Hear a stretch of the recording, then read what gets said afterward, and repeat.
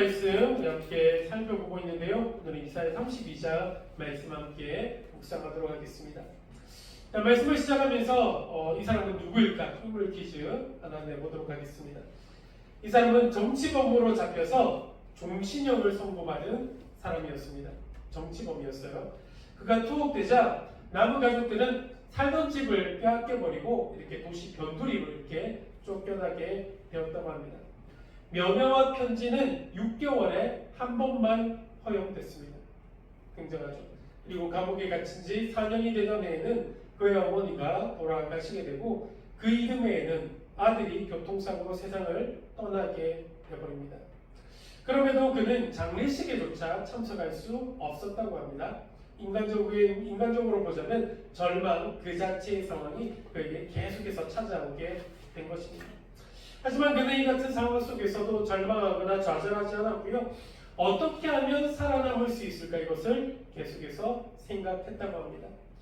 그 후에 그는 교도소장에게 허락을 받아서 조그마한 텃밭을 가꾸기 시작합니다. 싹이 트고 꽃이 피고 열매가 맺히는 것을 보고 계속해서 그의 마음 가운데는 희망이 생기게 되었다고 합니다. 어느덧 감옥에 갇힌 지 14년의 시간이 흐른 후 결혼을 한 딸이 갓 태어난 아기를 데리고 이렇게 면회를 오게 됩니다.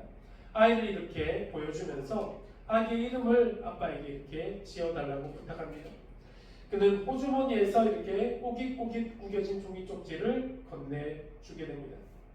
종이에는 그의 부족어로 아주위라고 적혀 있었다고 합니다. 희망이라는 뜻이죠. 그 13년이 더 흐른 후 그는 극적으로 추록을 하게 되는데 무려 27년간의 옥살이를 하게 되고 그의 나이 71세에 풀려나게 됩니다. 자, 이 사람은 누굴까요? 넬슨 만델라입니다. 추록 후에 남아프리카 공화국 최초의 흑인 대통령이 된 사람으로 우리에게 잘 알려져 있고요. 그는 대통령이 되어서 흑백 분리 정책을 철폐하고 진실과 화해위원회를 결성해서 용서와 화해로 앞으로 가득했었던 이 남아프리카 공화국을 이렇게 과거 사회를 청산하게 됩니다.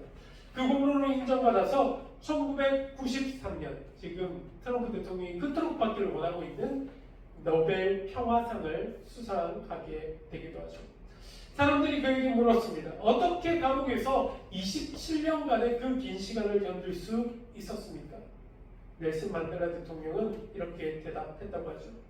절망의 감옥에 가두는 것은 바로 당신 자신입니다. 감옥에서라도 희망을 가꾸면 그 누구도 그 희망을 꺾을 수 없습니다. 나는 단 한순간도 희망을 버린 적이 없었습니다. 여기서 우리는 중요한 교훈을 한 가지 얻을 수 있겠죠. 어떤 경우에도 희망을 버리지 않으면 결국은 승리할 수 있다. 이런 교훈을 말입니다.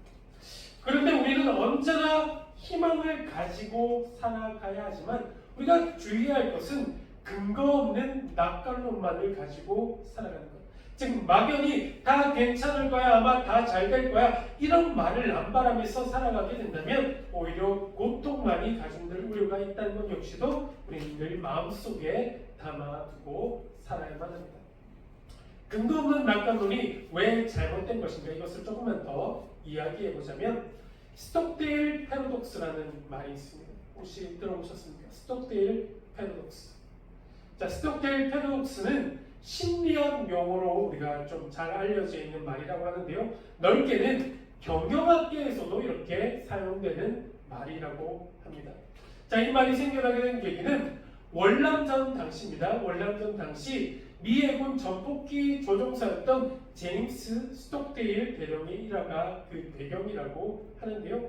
자, 그는 전투 중에 포로가 되어서 8년간 적들에게 억류되어 있다가 극적으로 풀려난 사람입니다. 혹독한 고문을 이겨내고 살아 돌아와서 전쟁 영웅으로 칭송받는 인물이기도 한데요. 그는 자신과 같이 이렇게 잡혀있던 많은 포로들이 자신과 같이 끝까지 살아남지 못하고 사망한 이유를 이렇게 밝히게 됩니다. 그들이 사망한 이유는 근거 없는 희망으로 기대를 걸다가 계속해서 실망한 나머지 죽고 말았다. 이렇게 이야기를 합니다. 뭐 이런 것이겠죠. 나는 이번 크리스마스 때는 풀려날 수 있을 거야. 아니야, 난 이번 부활절 때는 풀려날 수 있겠지. 이번 추수감사절 때는 풀려나서 집으로 갈 수 있을 거야. 이런 식으로 희망을 품어보았지만 풀려나지 못한 채 번번이 좌절하게 되었고 더 큰 절망감과 실망감, 상실감 때문에 죽음을 맞이하게 되었다는 것입니다. 반면에 그는 반드시 나는 살아날 수 있을 거야, 집으로 갈 수 있을 거야, 이 같은 희망을 갖되 냉혹한 현실을 직시하고 철저하게 대비했기 때문에 살아남을 수 있었다, 이렇게 증언하게 됩니다. 그러니까 결국은 성공할 것이라는 믿음과 희망을 잃지 않는 동시에 근거 없는 희망만을 품고 살아가는 것은 금물이다, 이것을 알려주는 것이 바로 스톡데일 패러독스의 뜻이라는 것이죠. 우리는 지금 얼마나 어려운 시대를 살아가고 있습니까? 기본적으로 삶을 살아간다는 것이 항상 힘이 든다는 것, 지나간 우리들의 삶만을 돌아보아도 알 수 있는 것 아닙니까? 자, 그렇다면 우리는 과연 어떻게 해야 이 어려운 현실 가운데 승리하는 인생을 살아갈 수 있을까? 희망을 가져야 합니다. 그러나 근거 없는 낙관론만을 가지고 살아가는 것은 금물입니다. 우리는 필히 근거 있는 희망을 가져야만 합니다. 우리가 가지고 살아가야 하는 희망, 더 정확하게 말하자면 근거 있는 희망은 어디에서 우리가 찾아야만 할까요? 답은 하나님입니다. 우리들의 희망은 오직 하나님께만 있습니다. 하나님께서 우리는 희망을 발견하고 찾아낼 수 있어야 한다는 것이죠.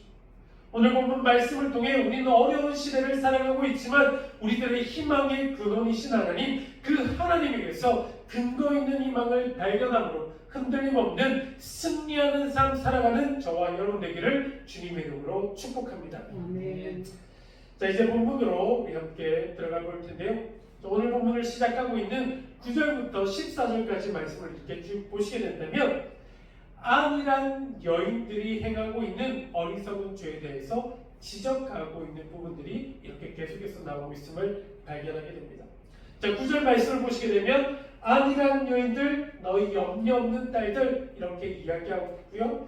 10절에서는 너희 염려 없는 여자들아, 이런 명칭으로, 11절에서는 너희 안이란 여인들아 떨지어다, 너희 염려 없는 자들아, 이렇게 부르면서 바로 이러한 자들에게 귀를 기울여 들어라 말씀하고 있습니다.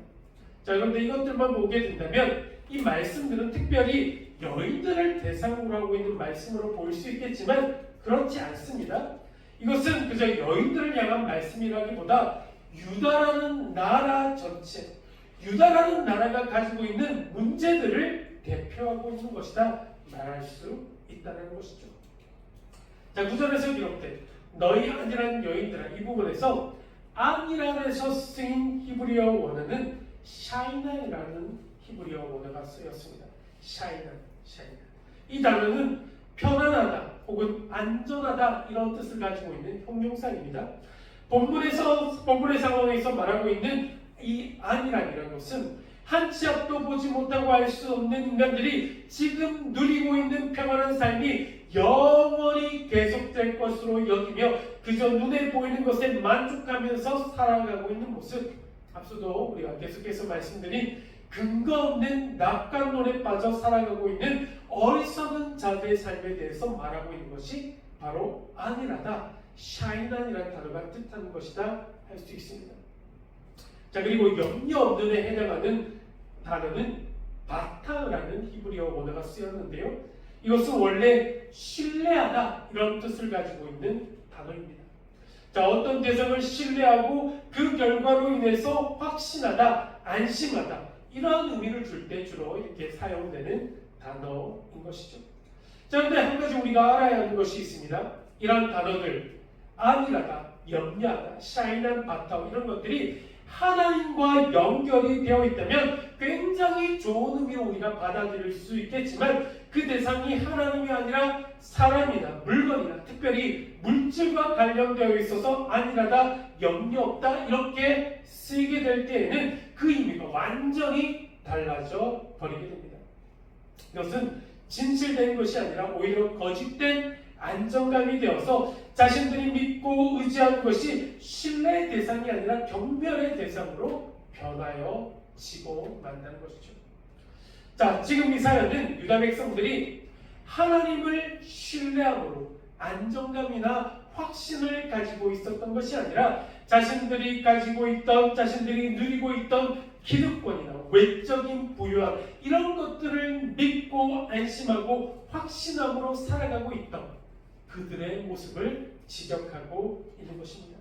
이들이 여호와 하나님만을 신뢰함으로 평안함을 누리고 안전을 확신하며 안도함을 가졌다면 하나님께서는 이들을 이처럼 책망하시지는 않았을 것입니다.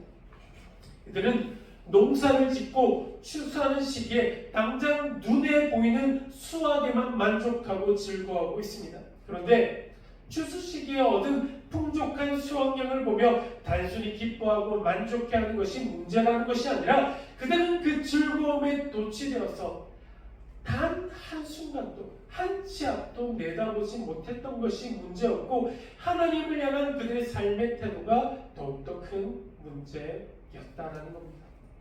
하나님은 단순히 자신들에게 복을 주시기 위해 존재하시는 분이라는 생각과 하나님은 그저 언제나 자신들의 명예를 위해 일하시는 분이라는 잘못된 생각이 유다 전체의 행배에 있었습니다. 하나님을 믿고 하나님을 신뢰함으로 살아가는 것이 아니라 물질만을 보고 자신들이 지금 당장 누리고 있는 풍요함을 믿고 살았던 유다 백성들이었습니다. 그들에게 있어서 의지하는 대상, 신뢰의 대상은 결국 하나님이 아니었고 희망의 근원이신 하나님을 신뢰하고 의지하지 않았다라는 것입니다. 자신들에게 즐거움을 주고 만족감을 주고 안정감을 주는 것은 오직 물질, 재물 이런 것들이었습니다. 이들은 마치 누가복음 12장에 예수님께서 비유로 말씀하셨던 그 어리석은 한 부자와도 같았습니다. 이 내용은 여러분들 잘 아시리라 믿습니다. 소출이 많아서 곡식을 쌓아둘 곳이 없어서 곡간을 더 크게 짓고자 하였으나 하나님께서 오늘 밤에 그 영혼을 도로 찾아가시게 된다면 그 재물이 누구의 것이 될 것인가? 이와 같은 내용이 누가복음 12장에 나옵니다. 이 부자에게 있어서 물질은 자신의 생명을 포함해서 모든 것을 안전하게 지켜주고 즐거움과 평안함을 보장해주는 유일한 것이었습니다. 탐심으로 욕심으로 가득해 마치 그 많은 물질이 영원한 삶을 보장해 줄 것이라 믿고 착각했습니다. 물질 때문에 안이 됐고요. 물질 때문에 교만했습니다. 유다 백성들이 지금 보이고 있는 모습이 바로 이와 같은 모습이었던 것이죠. 여러분들 어떻게 생각하십니까? 예수님께서 말씀하신 이 비유와 같이 자신들이 누리고 있는 이 물질들, 자신들이 믿고 신뢰하고 있는 이 물질의 풍요함, 이것이 영원히 평생토록 계속될 수 있을까요? 자, 보면 10절 말씀을 우리말 성경으로 이렇게 표현하면 다음과 같습니다. 한 해가 조금 더 지나면 자신만만한 사람들은 불안해할 것이다. 포도 수확을 하지 못하고 열매를 추수할 때가 오지 않을 것이기 때문이다. 자, 왜 그토록 자신만만함으로 살아가던 이들이 불안해할 것이다 말씀하고 있습니까? 자신들이 누리고 있는 이 물질의 축복 언젠가는 사라지고 말 것이기에 그렇습니다. 하나님께서 더 이상 풍성한 수확을 허락하시지 않게 된다면 자신들이 영원히 누릴 것이라 생각하고 착각한 물질의 축복, 부요함들 이라는 것들 모두 다 사라지고 만다라는 것입니다. 작년처럼 올해도 많은 열매를 수확했기에 내년에도 풍성한 수확을 거둘 것이라 한치의 의심도 없이 믿고 있지만 자신들이 저지른 죄들을 깨닫지 못하고 있으며 여전히 하나님을 떠나 있고 하나님을 의지하는 삶이 아닌 땅의 것들, 즉 포도원의 소출과 세속적인 물질만을 바라보고 그것에 집착하고 있다면 근거 없는 희망만을 붙들고 살아가고 있다면 결국 이와 같은 삶은 하나님의 진노를 불러올 뿐이라는 것을 말씀해 주고 있는 본문의 내용인 것이죠. 이들은 당면한 하나님의 진노 앞에 두려워하며 떨고 있습니다. 보면 11절에서 14절까지 말씀이 바로 하나님의 진노로 말미암아 두려워하며 떨고 있는 여인들의 모습이 그려지고 있는 것이죠. 하나님의 은혜가 거두어질 때 안일한 삶을 살았던 사람들은 두려워하며 떨 수밖에 없을 것입니다. 자, 11절의 말씀은 당면한 재앙 앞에 베옷을 입고 통곡하는 여인들의 모습이 그려져 있고, 12절에는 이제 소망으로, 이들이 소망으로 삼고 즐기던 좋은 밭들과 풍성한 포도나무들이 모두 다 황폐케 되는 눈앞에 펼쳐진 믿기 힘든 사실들 앞에 자신들의 가슴을 치며 슬퍼하는 사람들의 모습이 그려지고 있습니다. 희락의 성읍들, 희락과 기쁨의 성읍들이 폐함바되며 정막으로 가득 찬 그야말로 순식간에 통곡과 절망의 장소로 변하게 된 것입니다. 하나님을 떠나 세상적인 풍요와 물질로 인한 안정만을 찾고 떠났던 삶의 결국은 이러한 파멸이다 말씀해주고 있는 것이죠. 하나님께서는 선지자 이사야를 통해 유다가 보이고 있는 이러한 어리석은 죄들을 지적하고 그 죄로 인해 그들이 겪게 될 혹독한 시련을 경고하고 있습니다. 하지만 지금까지 이사야서에서 흐르고 있는 이러한 전체적인 내용과는 달리 심판의 말씀, 경고의 말씀으로 이 말씀이 끝나지 않는 것이 우리들에게 은혜로 다가오는 것이다 말할 수 있겠죠.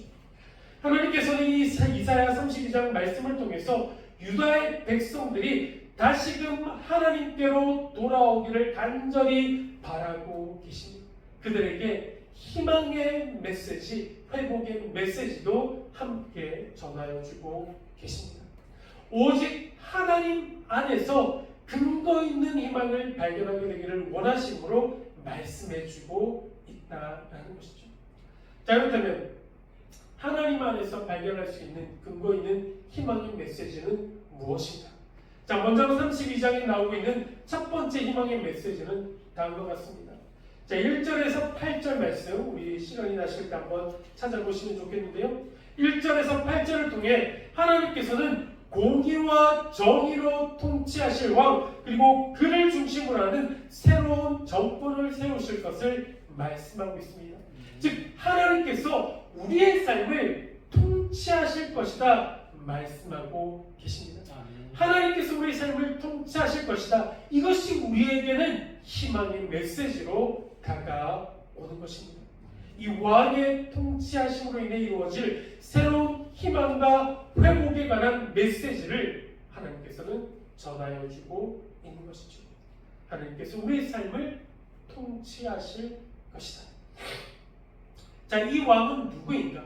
이 왕은 이 이후 종교개혁을 이끌어서 바른 신앙의 모습을 회복시킨 히스기야 왕을 이렇게 의미한다, 이렇게 볼 수도 있겠지만요, 궁극적으로는 이 땅을 공의와 정의로 다스리실 예수 그리스도를 예표하는 것이라 생각하는 것이 더 바람직한 올바른 이해일 것입니다.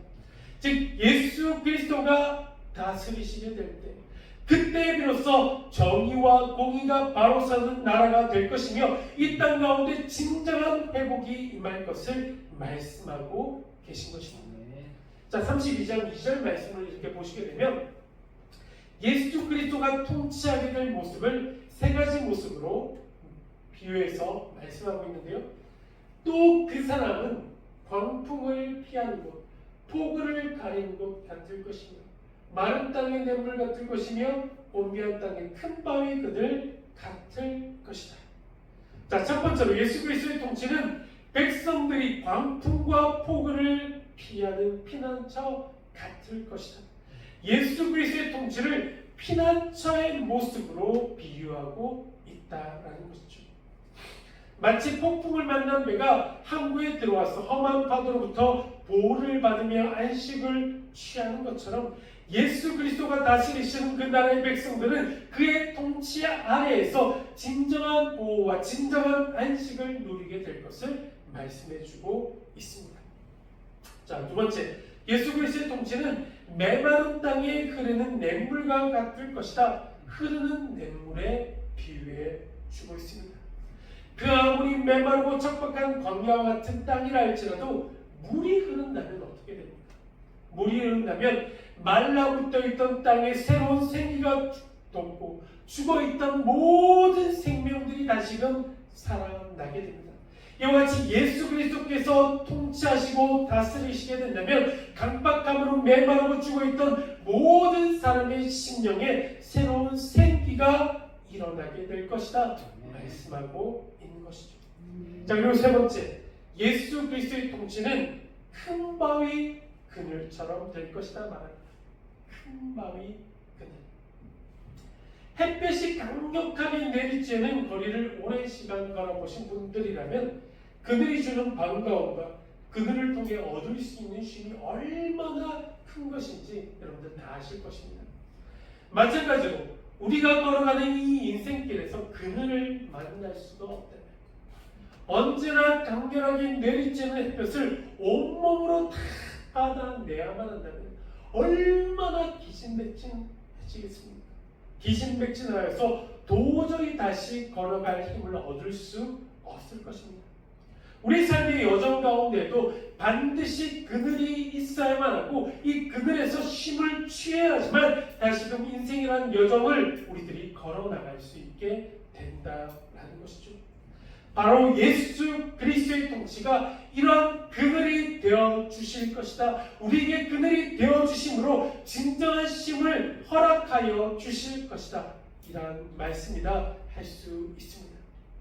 지금까지 함께 나눈 말씀대로 우리에게는 오직 예수 그리스도만이 참 소망이 되십니다. 참 평안과 안식이 되어 주십니다. 그분의 통치는 광풍과 폭우로 인해 어려움을 당하게 된 우리 인생의 피난처요 안식처가 되어 주실 것입니다. 이전의 모든 삶에서도 그러하였지만 지금의 우리의 삶과 앞으로의 우리들의 삶은 주님께서 통치하심으로 인하여 우리의 삶을 온전히 지키시고 보호하여 주실 줄로 믿습니다. 우리는 주님의 통치 안에서만 참된 안식을 누릴 수 있게 된다는 것이죠.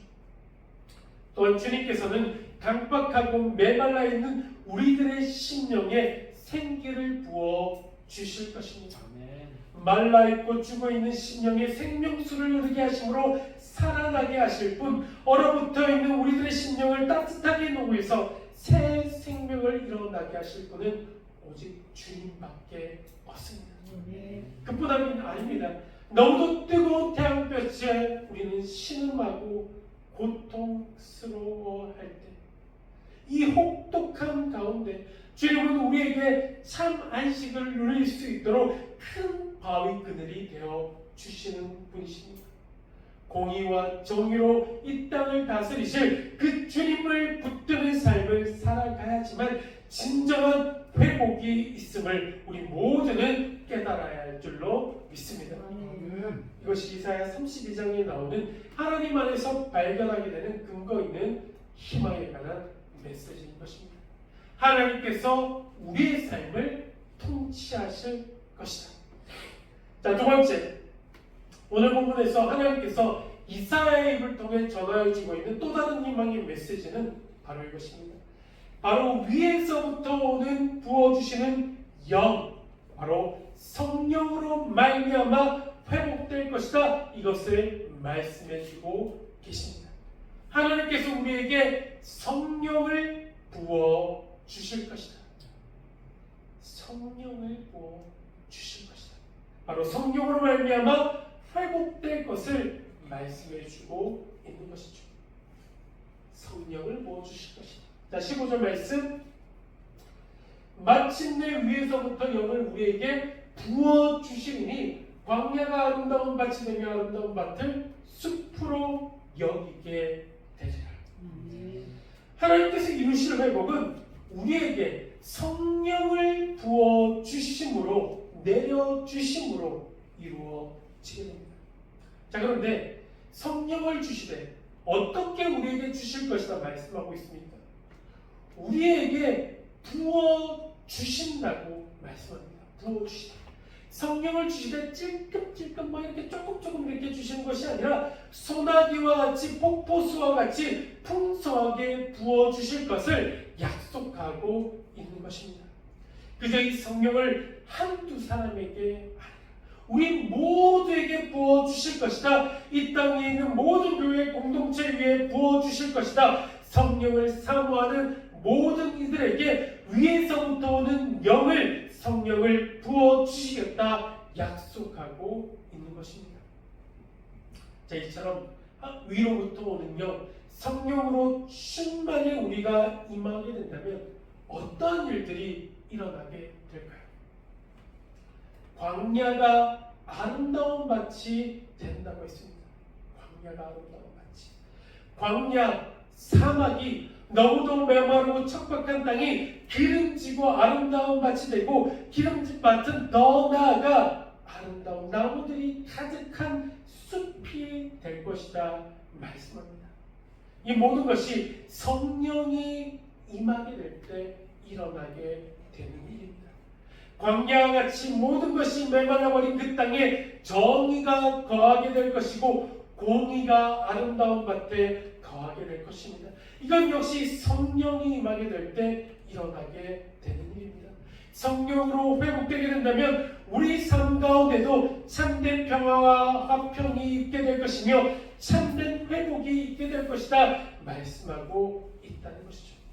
위로부터 임하는 영, 성령이 우리 각 사람 가운데 충만히 임하게 되면 변화의 역사가 일어나게 되고 우리의 삶의 자리가 바로 천국과 같은 삶이 됩니다. 또한 성령이 임하게 되면 우리는 이전과는 완전히 다른 능력의 사람으로 변화하게 됩니다. 오순절 성령 감리 사건 이후 제자들의 모습 한번 여러분들 떠올려 보시길 원합니다. 교회의 시작은요, 절망과 낙심 가운데 있었던 예수님의 제자들이 오순절날 성령 받음으로 시작되게 됩니다. 오순절 다락방에 모인 그들 모두에게 성령이 임하게 됩니다. 하늘의 영이 임하게 되자 제자들의 삶은 180도 완전히 달라졌습니다. 왜 우리가 이처럼 성령을 사모해야 합니까? 성령이 임하면 권능을 받기에 그렇습니다. 사도행전 1장 8절을 보시게 되면 오직 성령이 너에게 임하시면 너희가 권능을 받고 예루살렘과 온 유대와 사마리아 땅끝까지 이르러 내 증인이 되리라 말씀합니다.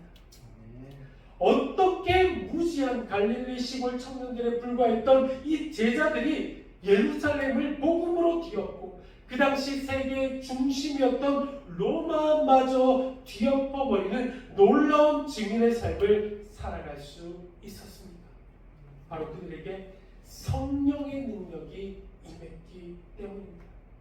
결국 성령 충만은 우리 인생의 회복의 원천이자 능력과 축복의 원천이다. 이것을 기억하셨으면 좋겠습니다. 그러므로 우리는 늘 기도해야 합니다. 하나님, 성령을 우리에게 부어 주시옵소서. 성령을 충만히 부어 주시옵소서 기도해야 할 줄로 믿습니다. 그럴 때 하나님께서는 이 자리에 있는 우리 모두에게 한 사람도 빠짐없이 성령을 충만히 부어 주시게 될 줄로 믿습니다. 하나님께서 주시는 근거 있는 희망, 하나님께서는 우리에게 성령을 충만히 부어 주실 것이다. 자, 마지막 세 번째 근거 있는 희망의 메시지는 하나님의 말씀에 순종하며 살아가는 우리들에게 복된 삶을 살아갈 수 있도록 하나님께서 약속하셨다라는 겁니다. 하나님의 말씀에 순종할 때 하나님께서는 복된 삶을 살아갈 수 있도록 인도하여 주실 것이다. 이것이 하나님 안에서 발견하게 되는 근거 있는 희망의 메시지라는 것입니다. 말씀에 순종할 때 하나님께서는 복된 삶을 허락하실 것이다. 자, 20절 말씀 우리 마지막으로 함께 봅니다. 모든 물가에 씨를 뿌리고 소와 나귀를 그리로 모는 너희는 복이 있느니라. 자, 이 말씀에서 하나님께서는 무조건적인 복을 약속하지 않았다는 것을 보게 됩니다. 물가에 씨를 뿌리고 소와 나귀를 물가로 인도하는 사람이 복이 있다라고 말씀하십니다. 자, 모든 물가는요 생명이 있는 곳입니다. 모든 물가는 생명이 있는 곳. 그래서 이것은 하나님의 말씀과 동일한 의미입니다. 모든 물가 생명이 있는 곳 바로 하나님의 말씀. 우리가 하나님의 말씀 안에 거하고 말씀에 순종하며 우리 자신을 말씀으로 세워나가는 삶을 살아갈 때 또한 생명이신 하나님의 말씀 앞으로 구원이신 하나님 앞으로 소와 나귀들을 인도해 나갈 때, 즉 주님을 알지 못하는 영혼들을 주님의 말씀 앞으로 주님께로 인도하는 삶을 살아갈 때 하나님께서는 넘치는 복을 우리들에게 허락하여 주실 것을 믿으시기를 소원합니다.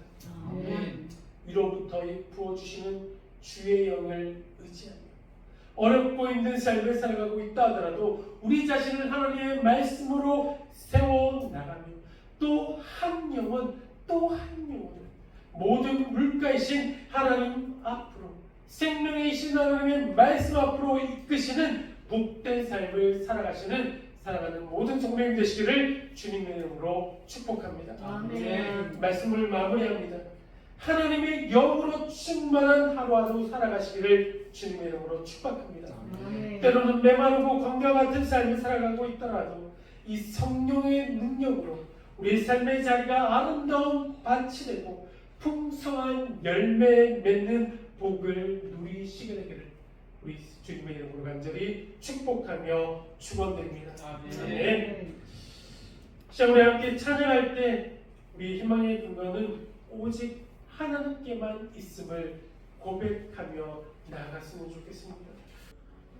하나님, 참 어렵고 힘든 삶을 살아가고 있지만 우리가 낙심하거나 좌절하거나 실망하지 않는 이유는 우리에게는 희망의 근거이신 하나님께서 우리와 함께하고 계신 줄로 믿습니다. 오직 희망의 근거를 하나님에게서만 찾는 저희를 되게 하여 주시옵소서. 하나님께서 우리의 삶을 통치하심을 믿고 신뢰하게 하시고 위로부터 오는 영 성령을 우리에게 충만히 부어주시사 우리의 삶을 살아갈 때 능력 있는 삶으로 권능이 있는 삶을 살아낼 수 있는 사랑하는 모든 성도님들의 삶이 될 수 있도록 우리 모두를 축복하시고 우리 삶을 인도하여 주시옵소서. 이제는 우리 주 예수 그리스도의 은혜와 하나님 아버지의 극진하신 사랑하심과 성령님의 감화감동 교통하심의 은혜가 하나님께서 우리 삶을 통치하심을 믿고 신뢰하며 살아가는 우리 모든 성도님들의 삶과 삶의 자리 가운데 지금부터 영원토록 함께하여 주시기를 우리 주 예수 그리스도를 받들어 간절히 축원드리옵나이다. 아멘.